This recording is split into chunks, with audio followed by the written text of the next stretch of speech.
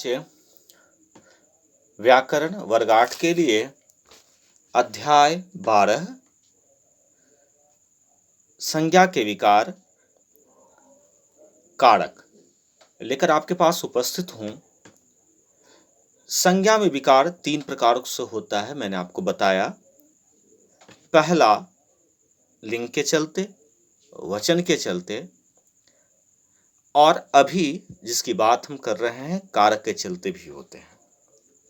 पहले हम कारक की परिभाषा को अगर हम सुनते हैं तो संज्ञा के जिस रूप से वाक्य के अन्य शब्दों के साथ संबंध पता चलता है, हम उसे कारक कहते हैं। फिर से हम सुनते हैं कि संज्ञा के जिस रूप से वाक्य के किसी दूसरे शब्दों के साथ जो संबंध पता चलते, हम उसे कारक कहते हैं। कारक की विभक्ति, कारक के 8 भेद हैं और सभी में उनके विभक्ति चिन्ह हैं, जिसको परसर्ग बोला जाता है। जैसे कर्ता ने कर्म को करण से, तो ये जो कर्ता ने से, ने को से, इसे हम परसर्ग बोलते हैं, विभक्ति बोलते हैं। और कर्ता, कर्म, ये सभी कारक के भेद हैं। हम एक को समझने का प्रयास करते हैं और इनकी कुछ विशेषताएं हैं, कुछ गूढ़ बातें हैं। इसकी भी चर्चा हम इसके अंत में करेंगे। सबसे पहले इनके भेदों के बारे में जानते हैं। पहला कर्ता कारक। संज्ञा सर्वनाम के जिस रूप से क्रिया के करने वाले का बोध हो, है ना। आप कभी साधारण अर्थों में आप देखते हैं कि ये कार्य का कर्ता कौन है ना, ये कार्य किसने किया है। तो क्रिया का जो करने वाला होता है, जो संपन्न करने वाला होता है, जिस क्रिया संपन्न होती है, हम उसे कर्ता कहते हैं। और इसकी विभक्ति चिन्ह है ने, है ना। कभी कभी ऐसा देखा गया है, कर्ता के ने चिन्हों के प्रयोग के लिए बहुत बृहद तरह से इसकी चर्चा की गई है ना। आगे के वर्गों में, खास करके 9वीं की क्लास वर्ग में कर्ता के ने चिन्हों का प्रयोग के बारे में जानकारी दी गई है बृहद रूप से। लेकिन हम ऐसा मानते हैं कि भूतकाल के सकर्मक क्रिया के साथ, प्रायः भूतकाल के सकर्मक क्रिया के साथ ने चिन्हों का प्रयोग किया जाता है ना।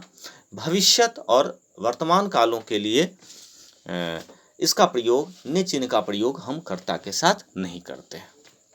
समझ के बच्चे, उदाहरण के तौर पर बहुत सारे हैं, है ना।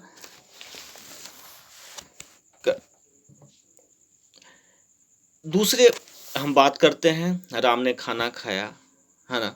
खाना कौन खाया? राम। तो कार्य जो खाना खाने का है, किसके द्वारा संपन्न हुई? तो राम के द्वारा, है ना। तो उसकी विभक्ति चिन्हों से इसकी पहचान होती है। दूसरा है कर्म कारक। कर्म कारक क्रिया का प्रभाव या फल जिस संज्ञा सर्वनाम पर पड़ता है, मतलब क्रिया जहां संपन्न होती है, जिस पर संपन्न होती है ना। बच्चे कॉपी पर लिखते हैं, है ना। तो क्रिया कहाँ संपन्न हो रही है? तो क्रिया कॉपी पर संपन्न हो रही है। तो यहाँ पर कॉपी क्या होंगे? या शिक्षक पुस्तक से पढ़ाते हैं, है ना। यहाँ तो दूसरी बात मैंने बता दिया बच्चे। मैं कह रहा हूँ कि लड़का पुस्तक पढ़ता है ना। तो पढ़ने का क्रिया कहाँ संपन्न हुआ? पुस्तक पे, है ना। तो ये हो गए आपको कर्म कारक। आगे हम बात करते हैं तीसरे बारे में, करण, है ना। तो करण का है साधन का बोध करवाता है ना। क्रिया के करने में जो साधन हम प्रयोग करते हैं, है ना, उसके लिए हम करण को जानते हैं, है ना। उसकी परिभाषा को हम देखते हैं तो कर्ता द्वारा जिस साधन द्वारा क्रिया की जाती है ना। जो पुस्तक से पढ़ाते हैं, यहाँ पर जो मैंने रुका था, है ना, यहाँ पर पढ़ाने का साधन क्या हुआ? पुस्तक। बच्चे पेंसिल से लिखते हैं, तो लिखने का साधन क्या हुआ? पेंसिल, है ना।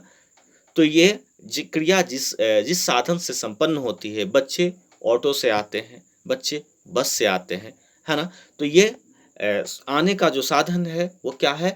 तो बस, ऑटो, तो ये क्या हो गए? ये करण है और इसकी विभक्ति चिन्ह से है। से का एक और मिलेंगे हमें विभक्ति चिन्ह वाले, लेकिन हम जब आएंगे उसकी हम चर्चा जरूर कर देंगे। आगे संप्रदान की बात करते हैं, तो संप्रदान जिसके लिए क्रिया की जाए, संप्रदान का होता है के लिए। संज्ञा ने कर्ता ने कर्म को करण से संप्रदान के लिए, जिसके लिए क्रिया संपन्न की जाती है ना? तो उसे हम क्या मानते हैं? हम संप्रदान बोलते हैं, है ना? के लिए, के वास्ते, हेतु, इसके चिन्ह, इसका प्रयोग हम करते हैं, है ना? उदाहरण, अच्छा, ऐसा देखा गया है कि को शब्दों का भी प्रयोग करते हैं, लेकिन को शब्दों का अर्थ स्पष्ट रहता है कि जिसके लिए की जाती है उसके जगह को शब्दों का इस्तेमाल करते हैं। जैसे राजेश ने सुरेश को पुस्तक दी, है ना? तो यहाँ को क्या हुआ? देने के लिए प्रयुक्त हुआ, है ना? जिसके लिए दी गई है, तो यहाँ कभी को के लिए या को शब्दों का भी प्रयोग देखा गया है ना? आगे कि अगला आपादान, आपादान का है संज्ञा सर्वनाम के जिस रूप से आपादान से, करण से, हम यहाँ पर दोनों देखते हैं करण से। कहाँ करण से? वहाँ पर साधन के रूप में उपयोग हुआ है, और यहाँ आपादान में क्या हुए हैं? विभक्ति होने का बोध होता है ना? पेड़ से पत्ते का गिरना, अलग होना, है ना? बिल्ली से डरना, है ना? तो बहुत कुछ ऐसे चीज़ों हैं जहाँ पर इसकी जानकारी दी गई है, जहाँ पर तुलना की भी बोध होते हैं, वहाँ पर भी आपादान से का प्रयोग होता है ना? कि सुरेश राम से लंबा है, या फिर उसे चूहों से डर है। तो ये जो से का प्रयोग है, ये सभी क्या है? आपादान के बारे में है ना? आगे संबंध, है ना? संबंध के बारे में संज्ञा सर्वनाम के जिस रूप से एक पदार्थ से दूसरे वस्तु या पदार्थ के संबंध का बोध होता है ना? इसका संबंध है का, के, की, रा, रे, री, है ना, ने, नी, है ना? तो इससे क्या होता है? संज्ञा सर्वनाम के जिस रूप से, है ना, एक वस्तु से दूसरे वस्तु के बीच संबंध का पता चलता है, इसे हम बोलते हैं संबंध कारक। आगे अधिकरण, अधिकरण में पर, संज्ञा सर्वनाम के जिस रूप से क्रिया के आधार का पता चलता है ना? क्रिया का आधार या क्रिया कहाँ पर संपन्न हो रही है ना? तो इसमें में और पर, जैसे यहाँ पर साल, जगह, घर का अर्थ किससे है? साल से है। नहीं, अब उपयुक्त वाक्यों में, है ना, तो ऐसा देखा गया है कि क्रिया का आधार वाला जो जिसे हम मानते हैं, उसमें में और पर शब्दों का हम प्रयोग करते हैं। संबोधन, अंतिम 8वां संबोधन, है ना? संबोधन किसी को बुलाने के लिए, पुकारने के लिए, है ना? संज्ञा सर्वनाम के जिस रूप से बुलाने, सुनने या सावधान करने का बोध का पता हो, हम उससे क्या कहते हैं? संबोधन। हे, हो, अरे, अजी, है ना? हो भाई, है ना? हे राम, अजी सुनिए, है ना? तो इन सभी चीज़ों को प्रकट करने के लिए, किन्हीं को बुलाने के लिए या प्रार्थना के लिए भी हम कह सकते हैं कि इन सभी चीज़ों के लिए हम इसका प्रयोग करते हैं। और भी हैं, मैंने ने का प्रयोग बताया बच्चे। साधारणतः इसका प्रयोग भूतकाल सकर्मक क्रिया जिसमें होती हैं उसमें करते हैं। अकर्मक में कभी कभी इसका प्रयोग देखा गया है। यहाँ पर को के बारे में हम बात करते हैं। यहाँ पर को दो के लिए लगा गया है, कर्म को और एक और को की बात हम करते हैं। तो यहाँ पर को प्राणीवाचक कर्म के साथ को का प्रसर्ग आवश्यक होता है, लेकिन वस्तु और पदार्थ के आगे को नहीं लगाते हैं। जैसे शिकारी ने शेर को बंदूक से मारा, है ना? यहाँ पर क्या है कहने का मतलब कि जो प्राणीवाचक हैं उसमें तो हम को का शब्द का प्रयोग करते हैं, लेकिन कभी देखा ये गया है जो प्राणीवाचक नहीं होते हैं, कह सकते हैं वस्तु होते हैं, तो उसके लिए को शब्द का प्रयोग हम नहीं करते हैं। उदाहरण के तौर पर अगर हम देखते हैं पायल गीता पढ़ी, है ना? तो पायल गीता को पढ़ी, ये सुनने में अच्छा नहीं लगता है, हम इसका प्रयोग नहीं करते हैं, है ना?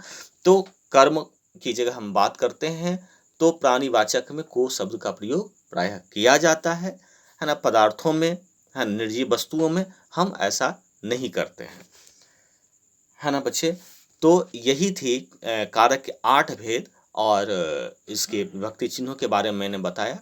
हाँ, इसे ध्यान से पढ़ने के बाद, अभ्यास के बाद ये और भी अच्छे हो सकते हैं, है ना? इसके ये 10 मिनट में आप इसे उतने आप साधारणतः ही समझ पाएँगे। आप जितना इसका उपयोग करेंगे, पढ़ाई करेंगे, स्वाध्याय करेंगे, उतना आप विशेष तौर पर जान सकते हैं। धन्यवाद बच्चे।